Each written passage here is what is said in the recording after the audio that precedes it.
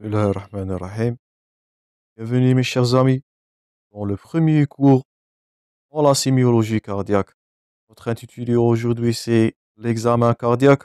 C'est le cours de Dr Harzouz. Toujours tous les liens de tous les supports utilisés dans les vidéos sont disponibles dans la description. Je vous invite toujours mes chers amis à abonner pour recevoir ces vidéos durant toute l'année et je demande de votre part le maximum de j'aime et de partage afin que ces vidéos atteignent le maximum des étudiants le plus tôt possible.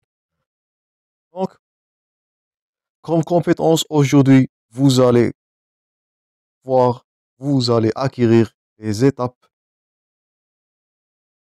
d'un examen cardiaque, donc en cardiologie ou bien comme sémiologie, avec ces 5 étapes, c'est de l'interrogatoire, l'inspection, la palpation, la percussion et on n'oublie pas l'auscultation qui est le temps maximum d'un examen cardiaque. Donc, premièrement, on va avoir une introduction. Donc là, dans l'examen cardiaque, vous allez rechercher sémiologie cardiaque. Vous allez déceler deux types de signes. Les signes fonctionnels, ce sont des complaintes, bien les complaintes du patient. Et les signes physiques, ce sont les signes que vous allez déceler. Ce sont les bruits, les souffles, comme nous allons voir dans l'enchaînement du cours. Deux choses importantes avant de commencer les étapes. Ce que vous devez, là je vous invite à le noter. Toujours, je vous invite à prendre note au fur et à mesure qu'on avance dans les cours. Tous les points forts sont des questions probables des examens et des compétences à acquérir. Vous devez déceler premièrement les antécédents médicaux, personnels et familiaux. C'est primordial en cardiologie. Donc, en symptomatologie cardiaque, il faut penser ou bien il faut rechercher dans l'interrogatoire les antécédents familiaux et médicaux. Et rechercher aussi, on n'oublie pas les facteurs de risque aux affections cardiaques et on va les aborder avec détail dans ce cours.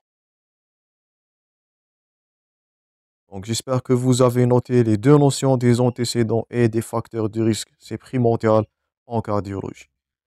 Maintenant, deuxièmement, l'examen clinique, il va comporter les 5 étapes qu'on avait déjà parlé. Premièrement, c'est l'interrogatoire, l'inspection, la palpation, bien sûr, la percussion et l'auscultation qui est le temps majeur de l'examen en cardiologie. Et l'examen se fait, ça je vous invite aussi à prendre note, en position du cubitus dorsal, du cubitus latéral gauche, assis, penché en avant, en debout, en apnée de respiration et même en fin d'expiration.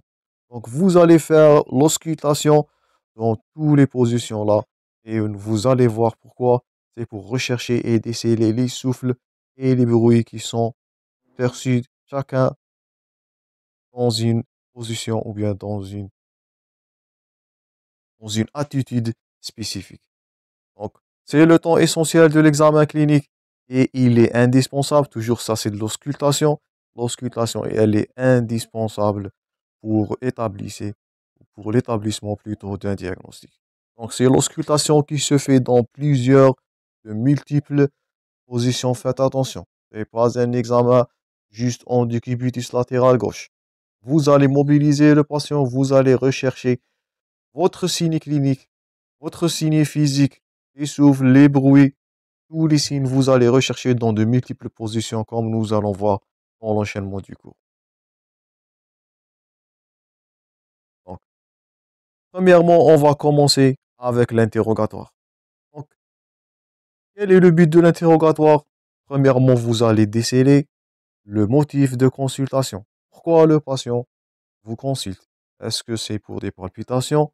Est-ce que c'est pour des douleurs thoraciques? Est-ce qu'un gène? Tout ça va être décelé dans l'interrogatoire. Vous allez recueillir les antécédents, bien sûr, c'est primordial, et le mode de vie du patient, et établir l'histoire de la maladie. Donc, deuxièmement, antécédents personnels et familiaux. Comme antécédents personnels, ils sont situés ou bien représentés en 3 parties. Premièrement, vous allez rechercher les antécédents cardiovasculaires, les antécédents médicaux, prise médicamenteuse, et les antécédents chirurgicaux. Donc tout ça, ce sont des antécédents personnels. Et bien sûr, préciser les hospitalisations antérieures. Donc on avait dit que les antécédents personnels et familiaux sont primordiaux. Ils ont un poids dans, surtout en examen en cardiologie, ou bien l'examen cardiaque. Toujours, mettez vos patients en position à l'aise. Vous voyez là, le patient va être confortable. Donc ça, sont les principes de la relation, ou bien de principe de l'examen clinique, c'est que le patient là va être confortable, patient à l'aise, dans un endroit au calme, pour mieux déceler, pour faire un interrogatoire qui est propre. Maintenant, on va détailler les antécédents. Donc, comme antécédents cardiovasculaires personnels, bien sûr, vous allez rechercher les coronaropathies et les antécédents d'infarctus du myocarde. Vous allez rechercher aussi les valvulopathies, les épisodes d'insuffisance cardiaque. Donc tout ça, vous allez aborder en détail en module de cardiologie, Inch'Allah. Les troubles de conduction, les troubles de rythme, les épisodes de maladie thrombose, thrombophlébite, embolie pulmonaire, la présence aussi de pathologie vasculaire, la OMI, artériopathie oblitérante du membre inférieur et d'autres cardiopathies. Donc, l'interrogatoire du patient, c'est un examen ou bien c'est un interrogatoire minutieux, une enquête policière de déceler de n'importe quelle pathologie, n'importe quel antécédent cardiaque chez le patient. Antécédents familiaux, donc vous devez aussi, vous êtes censé de rechercher les antécédents familiaux, particuliers ceux à maladie cardiovasculaire athéromateuse. Donc, surtout les maladies cardiovasculaires, vous allez les rechercher. Vous allez rechercher les AOMI des membres, les coronaropathies chez les membres de la famille, les accidents ischémiques. Et vous allez rechercher une pathologie précoce ou bien une mort subite qui a survenu moins de 55 ans pour l'homme et moins de 65 ans pour la femme. Et bien sûr, rechercher les parents en premier degré, le risque là va augmenter si il existe une pathologie chez le père, la mère, le frère ou bien la sœur. Donc, tout ça sont des enquêtes que vous allez rechercher. Ne sous-estimez pas le rôle de l'interrogatoire. Il est très important, il est primordial afin de déceler les risques cardiovasculaires. Troisièmement, les facteurs de risque cardiovasculaires. Donc, quels sont les facteurs de risque? Ce sont l'âge. L'âge, c'est un premier facteur. L'âge qui est supérieur à 50 ans chez l'homme, 60 ans chez la femme. Le sexe masculin, bien sûr, il est dû au risque alcoolo-tabagique. L'HTA, on n'oublie pas le rôle de l'hypertension artérielle comme risque. Donc, tout ça, je vous invite à garder ces facteurs de risque cardiovasculaire. Ce sont des questions fréquentes des examens. Donc, premièrement, l'âge, le sexe masculin, l'HTA, le diabète, le tabagisme, bien sûr, surtout avec un âge de début qui est précoce et le nombre de paquets années. Tout ça, vous allez le chercher et le noter. La dyslipidémie, donc le risque athéromateux, donc l'hérédité cardiovasculaire. Donc, si il existe, comme je vous ai dit, une mort subite avant l'âge de 55 ans chez un père ou un parent de premier degré de sexe masculin. Donc là, le risque cardiovasculaire, il va augmenter. Ou bien un infarctus de myocarde avant l'âge de 65 ans. Chez la femme, bien chez la mère, ou un parent du premier degré de sexe féminin. Donc, j'insiste sur les facteurs de risque cardiovasculaire. Je répète, tous les points forts, tout ce qui est en gras là, ce sont des questions fréquentes des examens. Donc, comme dernier facteur, c'est l'obésité, un indice de masse corporelle qui est supérieur à 30 kg par mètre carré et de la sédentarité. N'oublie pas le rôle de sédentarité donc, comme risque cardiovasculaire. Donc, si on récapitule les risques cardiovasculaires, je répète, vous êtes censé de les garder, de les retenir par cœur. L'âge supérieur, 50 ans chez l'homme, 60 chez la femme. Le sexe masculin, l'HTA, diabète. Le tabagisme, le terrain alcoolo-tabagique, surtout chez l'homme. La dyslipidémie, c'est un facteur majeur comme risque cardiovasculaire. L'hérédité et bien sûr l'obésité et de la sédentarité. Tout ça, ce sont des facteurs de risque cardiovasculaire. J'espère que vous allez les noter. J'espère que vous allez les apprendre. Donc, on passe maintenant aux signes fonctionnels et signes physiques que vous allez rechercher pendant votre examen cardiaque.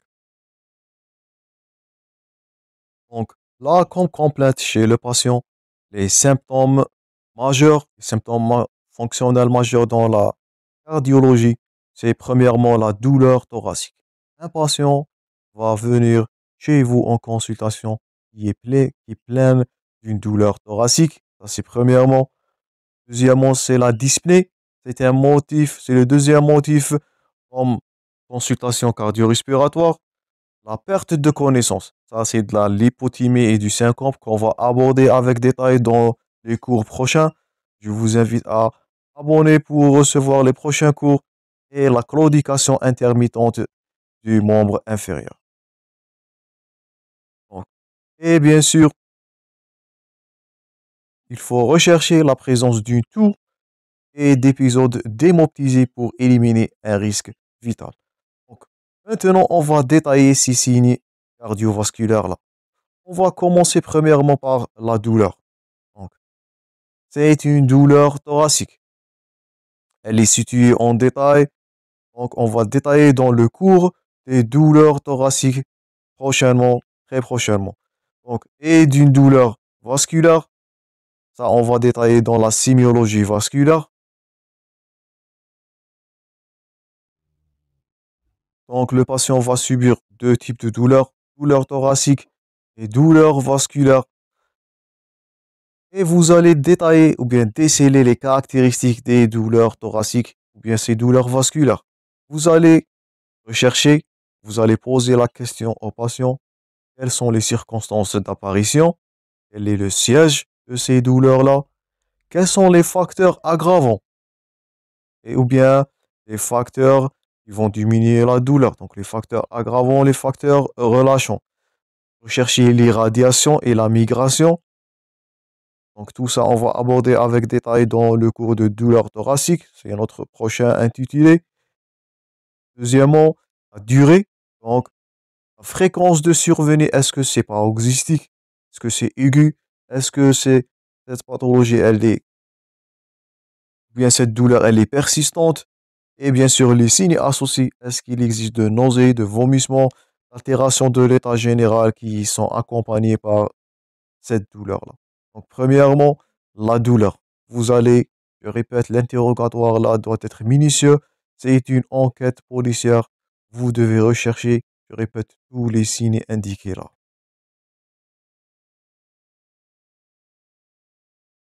Deuxièmement, la dyspnée. Donc, c'est quoi la dyspnée?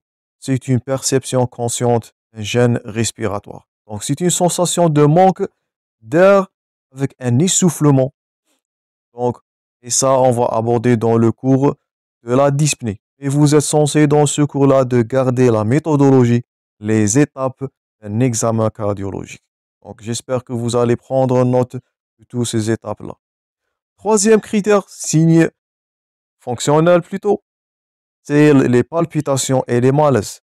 Donc, les palpitations, c'est la malperception ou bien la perception anormale des battements du cardiaque. Donc, normalement, à l'état normal, on ne perçoit pas les battements de cœur. Lorsque la perception elle est exagérée, on appelle ça les palpitations. Donc, ils sont ressentis plus forts ou plus rapides ou bien anormalement puissants. Donc, le patient va venir en consultation, il va plaigner que je sentis mes battements de cœur anormalement. Et bien sûr, ça, on va le détailler dans le cours les palpitations. Donc, mais gardez-vous en tête les grands titres. Donc, c'est une douleur du type thoracique, la notion de la dyspnée. Donc, ça, ce sont les signes fonctionnels fréquemment répondus en examen cardiologique. Les palpitations et les malaises, la perte de connaissance. Ce sont les syncopes et les lipothymies qu'on va les aborder avec détail dans le cours des syncopes. Donc, le syncope, c'est une perte de connaissance. Donc, de brève durée avec une baisse transitoire du débit sanguin cérébral. Donc, la cause du syncope, c'est une baisse du débit sanguin cérébral. Ce syncope-là, c'est un mécanisme compensatoire qui va donner de la chance au corps de s'adapter à cette agression-là ou bien de ce débit qui a diminué brutalement. Les lipothymies, ce sont des malaises, mais sans perte de connaissance. Et je répète, on va les détailler dans le cours des syncopes et des lipothymies. Dernier signe fonctionnel, c'est la claudication intermittente du membre inférieur. Là, c'est une douleur qui est due à l'insuffisance artérielle au niveau du membre inférieur. Donc, c'est une douleur ischémique. Le patient va subir cette douleur lors de la marche, lors des efforts. Donc, quelle est la cause là? Ce sont les artères des membres inférieurs qui sont sténosées. Il résulte une diminution d'apport sanguin à l'effort. Donc, c'est une douleur qui va survenir à l'effort et il y a un déséquilibre là entre l'apport et le besoin. Et on va étudier ça avec détail dans le cours de sémiologie vasculaire. Donc, si on récapitule cette première partie qui est dédiée au interrogatoire, les points forts que vous devez retenir, c'est premièrement, notez bien les antécédents. C'est primordial dans votre enquête. C'est les antécédents médicaux et familiaux du patient. Notez bien les risques cardiovasculaires. Donc, vous êtes censé de garder les risques cardiovasculaires qui sont illustrés là. C'est de l'âge, sexe masculin, l'HTA, diabète, le tabagisme, l'obésité et la sédentarité. Et on n'oublie pas l'hérédité, soit du côté paternel, soit du côté maternel.